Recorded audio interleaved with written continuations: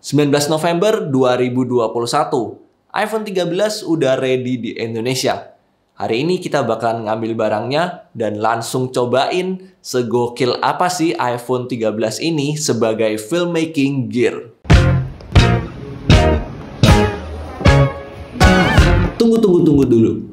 Sebelum ngambil HP, kita tarik mundur dulu ke beberapa bulan yang lalu. A faster chip, a high performance display, and the biggest upgrade ever to the camera. Introducing iPhone 13 Pro. Kita tahu kalau iPhone baru aja merilis iPhone 13. Nah, kalau bicarain masalah spesifikasi untuk videografi dengan iPhone 13 ini udah gokil banget sih menurut saya ya. Dan untuk sekelas HP, kalau kamu tahu fiturnya apa aja, spesifikasinya apa aja, googling aja ya.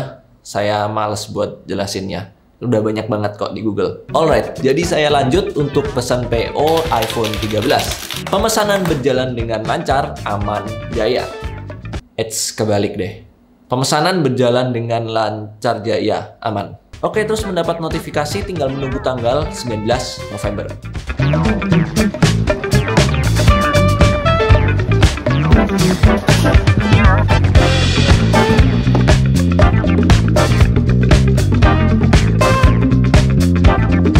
Nah, sebenarnya kalau kita bandingin ukuran sih mirip-mirip ya. Cuman entah kenapa sih iPhone 13 ini kerasa lebih lebar aja. Entah ini perasaan saya atau emang aslinya juga seperti ini. Oke, kalau kita bicarain masalah kamera, si iPhone 12 ini kameranya terlihat lebih kecil dan di 13 terlihat lebih gede. Nah, ini kalau masalah warna, kita lihat di iPhone 13 ini lebih desaturated gitu ya untuk warnanya.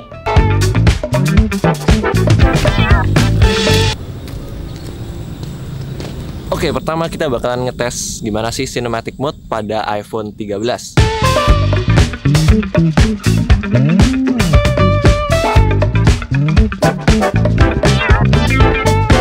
Kita bisa bikin semacam blur effect atau ya kita bisa atur aperture-nya. Kalau hasil gambar yang menggunakan kamera biasa terlihat ya ada sedikit aperture-nya, sedikit blur-nya, cuman tapi nggak bisa se-blur yang waktu kita gunain si cinematic mode ini. Cuman tapi ya gitu, jeleknya si cinematic mode ini bokehnya terlihat artificial banget sih. Di poin-poin tertentu ini dia bakalan semacam di masking dulu, terus backgroundnya baru dikasihin efek blurnya. Nah, ini kalau di titik tertentu kita bisa ngelihat ini kayak agak sedikit artificial, tapi secara keseluruhan kalau kita lihat secara keseluruhan hasilnya sih masih oke-oke aja. Dan tadi saya tes juga untuk autofocusnya dari si cinematic mode ini untuk perpindahan fokus, hasilnya pun juga cukup smooth, cukup halus dan cukup cepat juga. Fitur unik yang kita bisa lakukan di cinematic mode itu adalah kita bisa memilih titik fokusnya even setelah kita selesai syuting. Jadi kalau saya rasa dengan adanya teknologi seperti ini itu nggak bakalan lagi ada yang namanya miss focus. Ini enak banget sih, kita nggak bakalan ada namanya miss focus lagi. Di sini misalnya saya mau pilih bagian belakangnya difokusin, bisa banget. Terus saya mau pilih di depannya, ini setelah selesai syuting. Jadi ini bebas banget sih kita mau pakai yang mana aja untuk titik fokusnya. Dan sekarang saya bakalan tes langsung untuk image stabilization-nya bakalan seperti apa.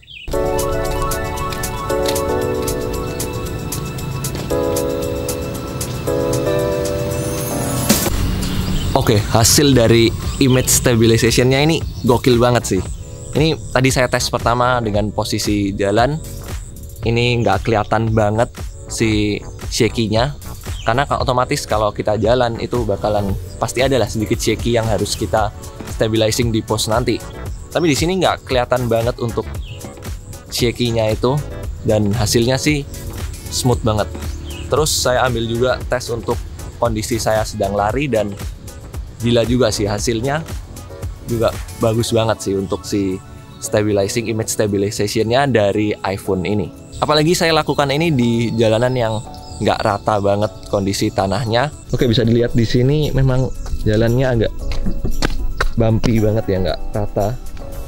Kita tahu di Indonesia memang jarang banget sih yang ada jalanan yang rata. Oke, tapi masih bisa diatasi dengan image stabilization dari iPhone. Oke, kalau masalah untuk iPhone 13 ini kan hanya ada 2 kamera, jadi kita bisa untuk 0,5 dan 1. Kalau saya lihat dan perhatikan di 0,5 itu memang dia bisa lebih wide, cuman tapi ada sedikit noise yang kita temukan atau gambar-gambar yang agak sedikit pecah ya. Ya better lah dari iPhone 12, cuman tapi masih bisa kelihatan beberapa noise-nya. Sedangkan untuk di posisi 1 kali atau kamera normal itu hasilnya sih ya standar-standar aja, nggak ada noise, bersih dan oke banget.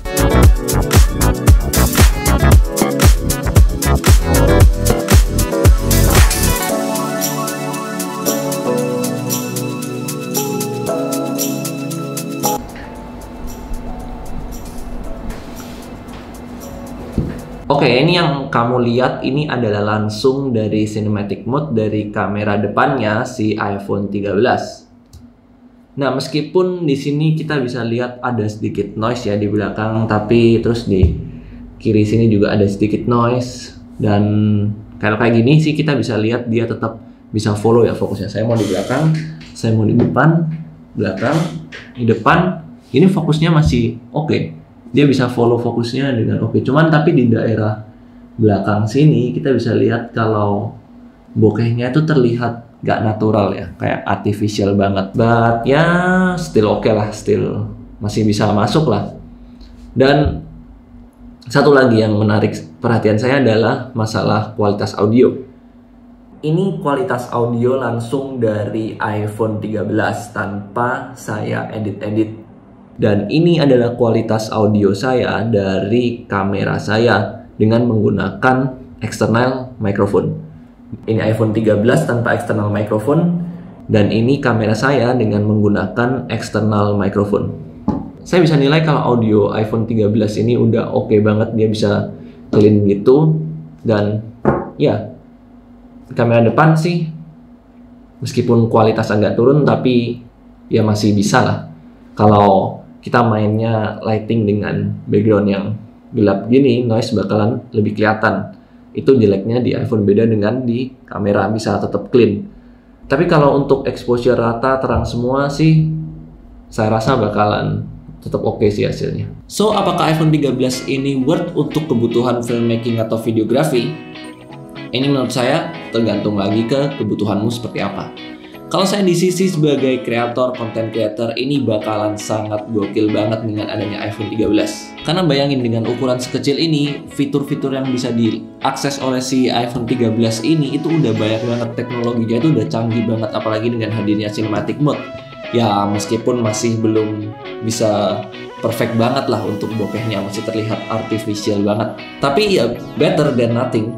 Untuk resolusi ya jelas udah oke banget menurut saya, bisa 4K hingga 60 fps.